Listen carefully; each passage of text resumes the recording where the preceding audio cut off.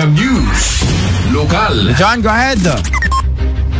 Sayang ka that the Joint Law Operation at the Lawag International Airport Aviation Security Group Canity Land Transportation Office Region 1 kontra iti kolorom ken overcharging kadagiti transportasyon asum rekten rumwar iti aeropuerto. Iti distrikto apan nagipatong pala ti Department of Transportation ken dagiti law enforcement agencies tapos maliklikan dagiti nalabet ken saan ang maputed-puted nga irregularidad. Nagpwesto da iti Lawag International Airport ket amin a behikulo a naranaanda ket nakita no adamit laeng dagiti lisensya dagiti drivers no rehistrado dagiti behikulo ket nasumursurot damit laeng ti regulasyon dagitoy.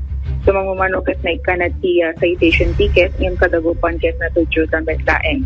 Kalikaguman tinasaong ahensya ti panagbalin nga alerto ken saan na panagbaybay dagiti transportasyon tamasansan dagiti disgrasya kasapay ti adunga issue iti nalabes apan nagsingir ti plete an eksperyensya ti may sa pasahero iti laeng kalabes.